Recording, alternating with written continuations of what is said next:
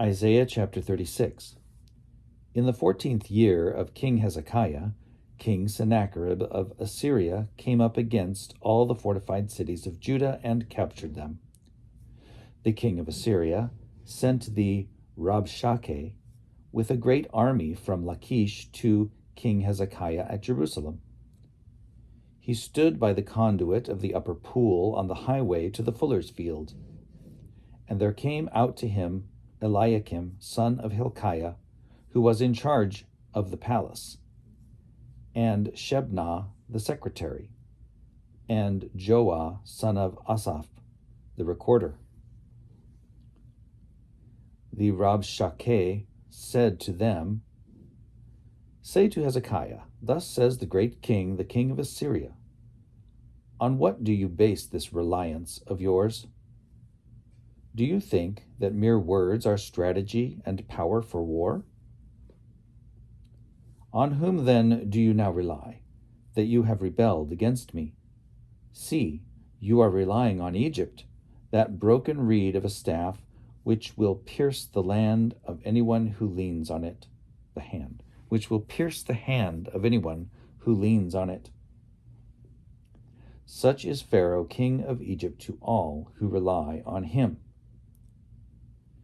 But if you say to me, we rely on the Lord our God, is it not he whose high places and altars Hezekiah has removed, saying to Judah and to Jerusalem, you shall worship before this altar? Come now, make a wager with my master, the king of Assyria. I will give you 2,000 horses, if you are able, on your part, to set riders on them. How then can you repulse a single captain among the least of my master's servants when you rely on Egypt for chariots and for horsemen?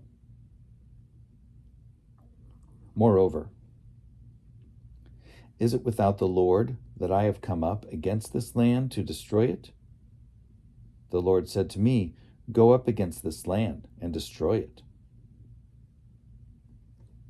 Then Eliakim, Shebna, and Joah said to the Rabshakeh, please speak to your servants in Aramaic, for we understand it. Do not speak to us in the language of Judah within the hearing of the people who are on the wall. But the Rabshakeh said, has my master sent me to speak these words to your master and to you, and not to the people sitting on the wall, who are doomed with you to eat their own dung and drink their own urine?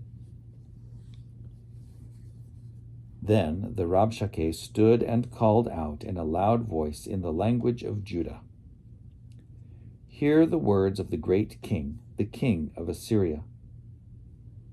Thus says the king, do not let Hezekiah deceive you, for he will not be able to deliver you. Do not let Hezekiah make you rely on the Lord by saying, the Lord will surely deliver us. This city will not be given into the hand of the king of Assyria. Do not listen to Hezekiah, for thus says the king of Assyria, make your peace with me and come out to me. Then every one of you will eat from your own vine and your own fig tree and drink water from your own cistern, until I come and take you away to a land like your own land, a land of grain and wine, a land of bread and vineyards. Do not let Hezekiah mislead you by saying, the Lord will deliver us. Has any of the gods of the nations delivered their land out of the hand of the king of Assyria? Where are the gods of Hamath and Arpad? Where are the gods of Sepharvaim? Have they delivered Samaria out of my hand?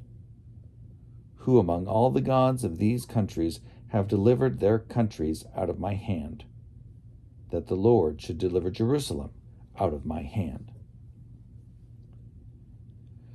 But they were silent and answered him not a word, for the king's command was, do not answer him.